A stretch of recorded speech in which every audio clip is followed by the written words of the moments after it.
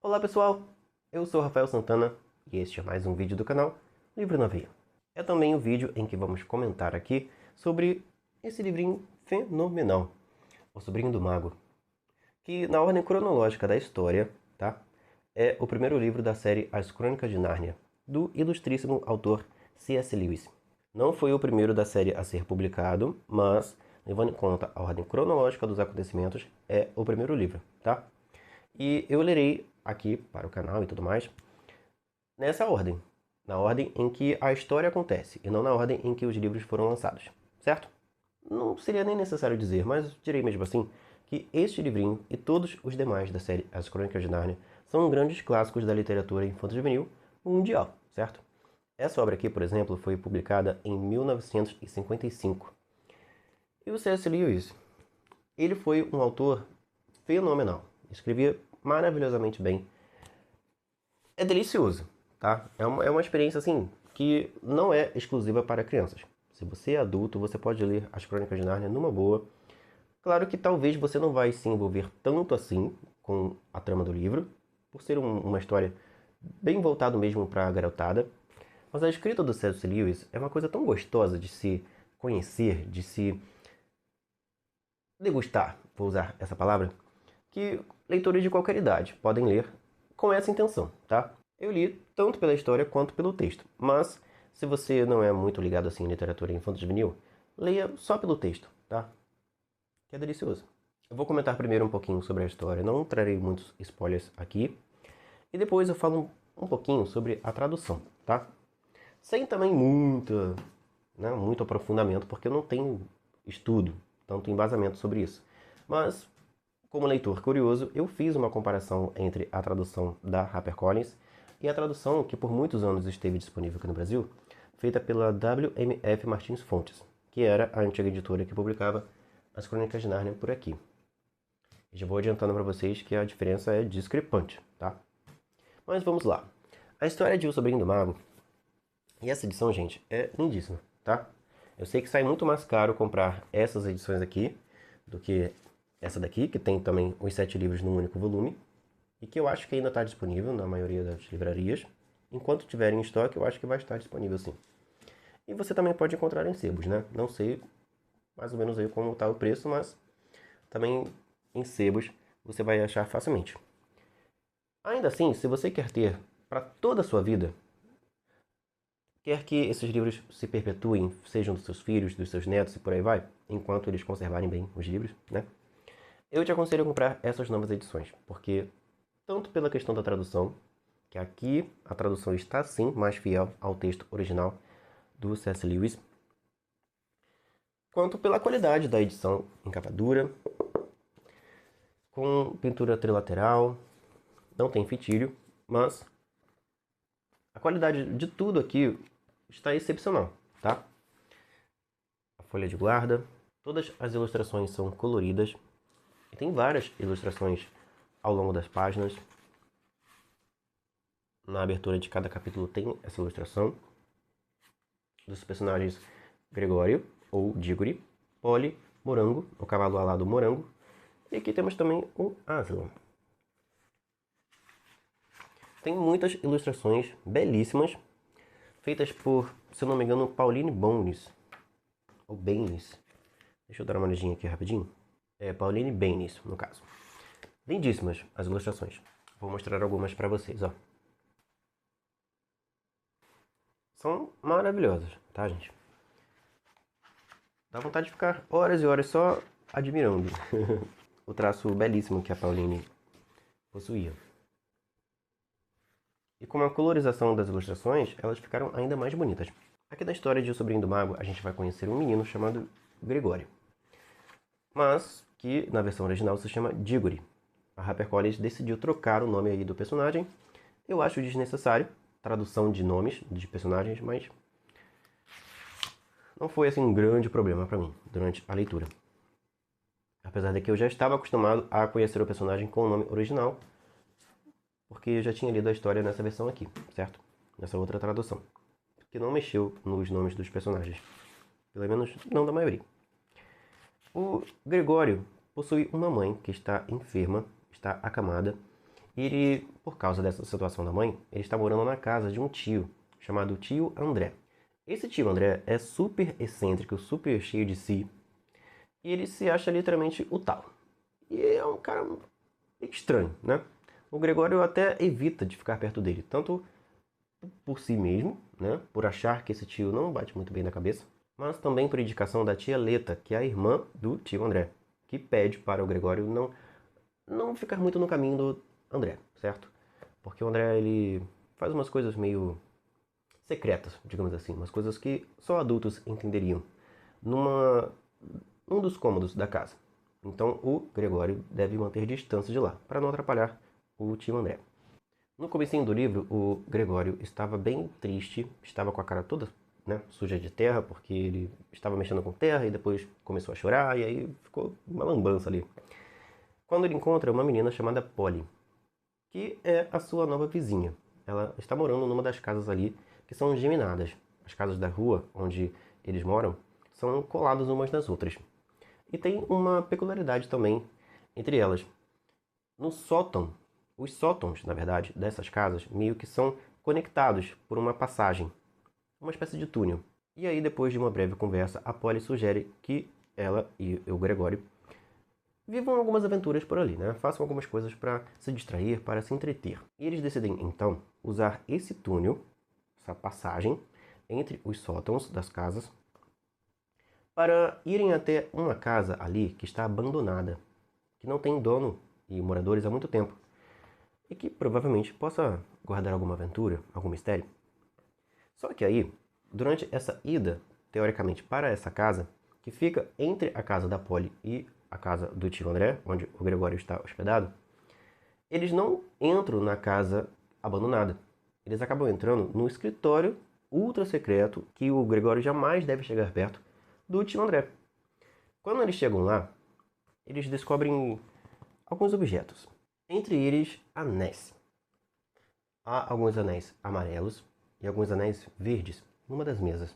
Mas antes que eles experimentem os tais anéis, o tio André aparece da forma mais sombria ali, bem assustadora, querendo, claro, saber o que eles estão xeretando ali no seu escritório secreto. E aí a Polly fica um pouquinho assustada, porque o tio André, ele tem uma presença, assim, um pouquinho intimidadora. E ela logo pede para ir embora, diz que está na hora do jantar, que não pode se atrasar. Mas o tio André tem uma ideia. Aquela oportunidade é única. Ele tem duas crianças ali que são cobaias perfeitas para um de seus experimentos. O tio André começa a falar de uma antepassada que teoricamente foi dona de poderes mágicos e esses poderes mágicos teriam de alguma forma sido herdados pelo tio André. E ele criou então anéis que levariam pessoas para outros mundos. Ele testou esses anéis em um porquinho da Índia, que foi, inclusive, enviado para um outro mundo. Ele desapareceu diante dos olhos do tio André, mas porquinhos da Índia não vão saber voltar. Ele foi e não voltou.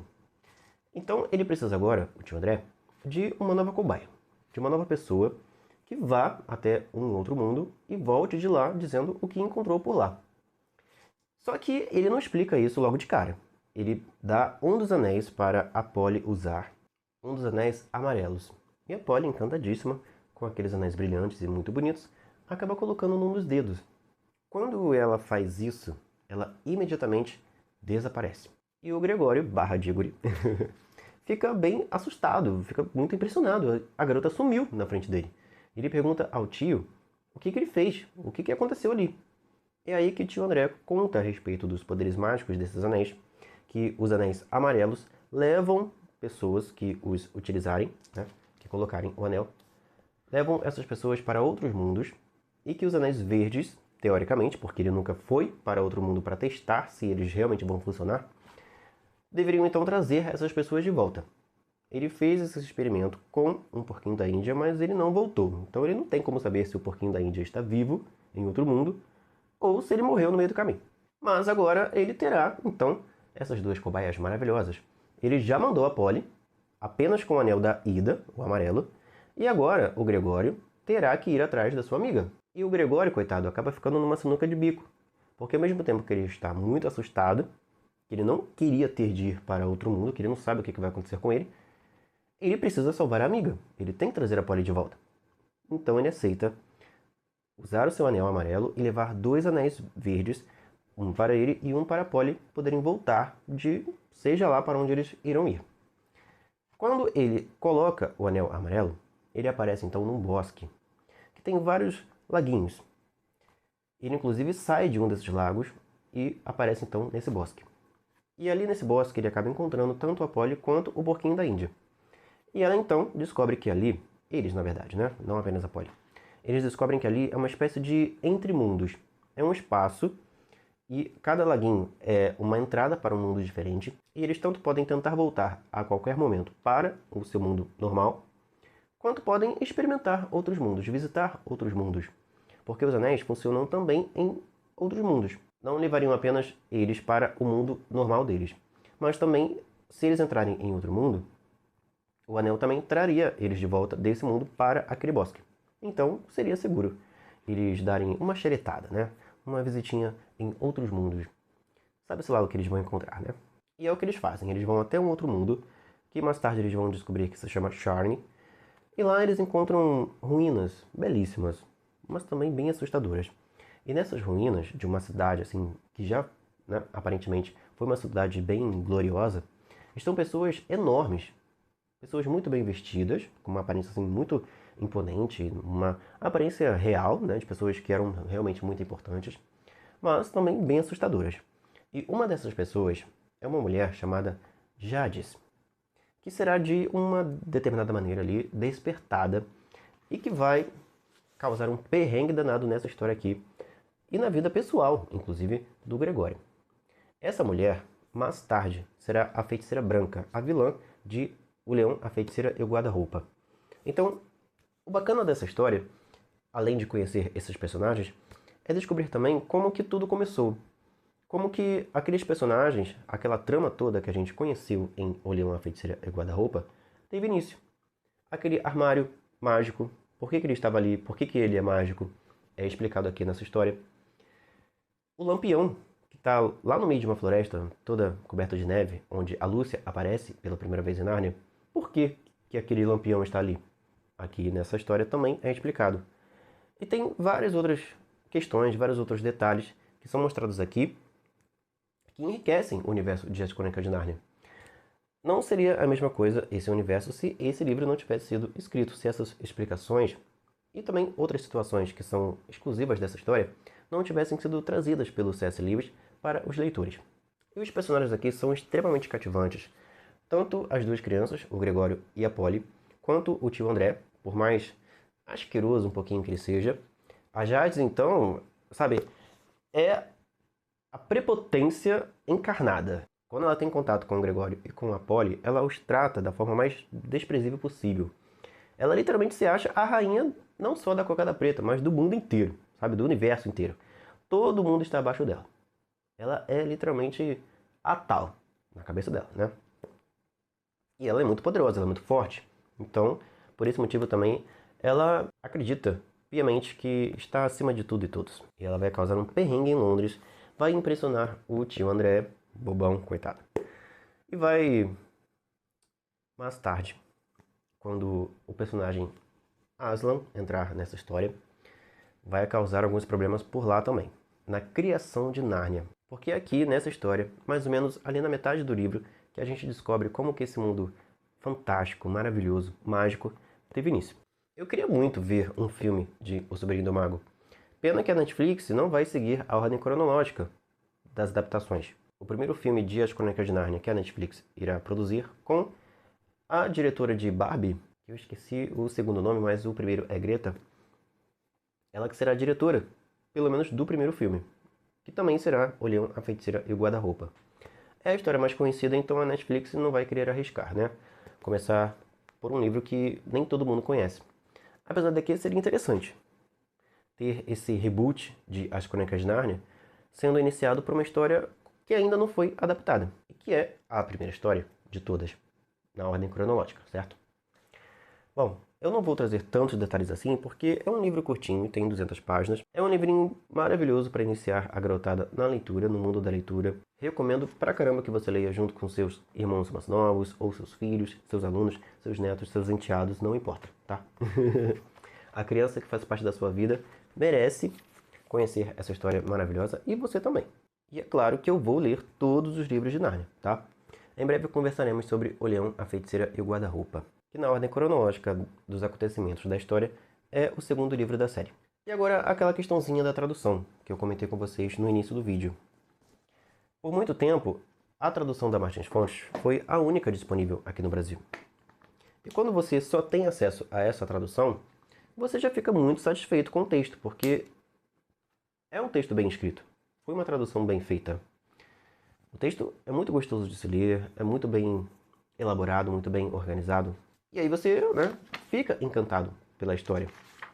Porém, curioso como sou, eu fui comparar a tradução da edição da Martins Fontes com a tradução da HarperCollins. Eu fui lá na Amazon, baixei uma amostra grátis da versão em inglês de As Crônicas de Nárnia e O Sobrinho do Mago, para comparar o texto original com o texto das traduções. E fazendo, assim, uma comparação de um texto com o outro, a versão que a gente sempre teve acesso aqui no Brasil, publicada pela Martins Fontes, tem muitas adaptações. E tem também algumas coisas faltando, tá? No texto. Claro que eu não comparei o livro inteiro, a tradução com a versão original. Eu comparei só essa primeira página, tá? Os primeiros parágrafos do livro. Aqui a gente tem várias adaptações. A tradução foi feita por Paulo Mendes Campos e na edição da HarperCollins foi feita por Ronald Kirsten. O nome dele é assim, ó. Não sei se pronunciei certo, né? Kirsten. Bom, esse povo também com nome complicado é difícil, né? Mas o que eu posso dizer para vocês é que se for... Assim, eu não sei exatamente o que caracteriza uma boa tradução. Se um copia e cola, tipo assim, um texto completamente fiel ao original, só uma outra palavrinha assim bem, isolada que tem alguma mudança, ou se você pegar a essência do texto e dar uma remexida ali. Por exemplo, se fulano fala: Beatriz pulou a cerca. E aí, em vez de traduzir Beatriz pulou a cerca, você traduz mais ou menos assim: Beatriz decidiu dar um pulo sobre a cerca. Você não está usando as mesmas palavras, mas está dizendo a mesma coisa, né? Apesar de que teve uma encheção de linguiça aí sem necessidade, certo? É mais ou menos assim. Essa tradução aqui, lembrando que eu só comparei a primeira página, tá? Ao longo do livro pode ser que tenha uma outra mudançazinha, uma outra adaptação durante a tradução, mas comparando a primeira página, essa daqui está idêntica, o texto dessa edição está idêntico ao do texto original, certo?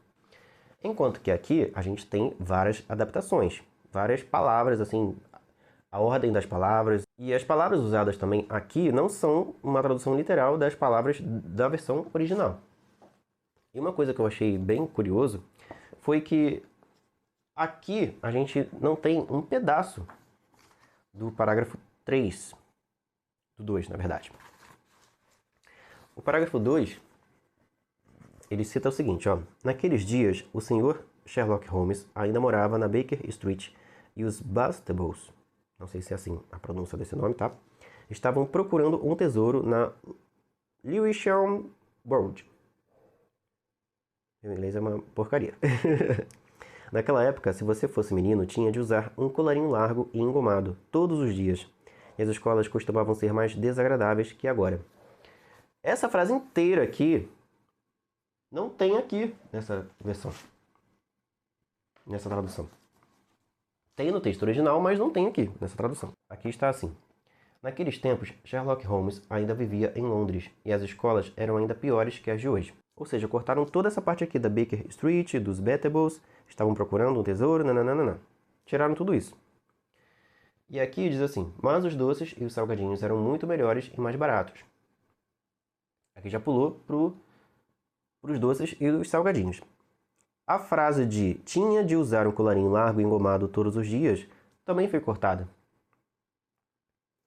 Então, assim, se você quer uma tradução mais fiel, lembrando que eu fiz uma comparação bem rápida só da primeira página, tá?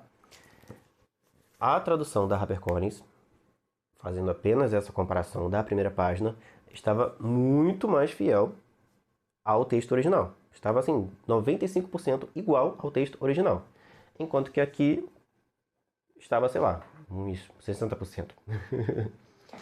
Tanto partes foram cortadas, quanto a ordem das palavras e o uso de algumas palavras também está diferente da versão original, tá?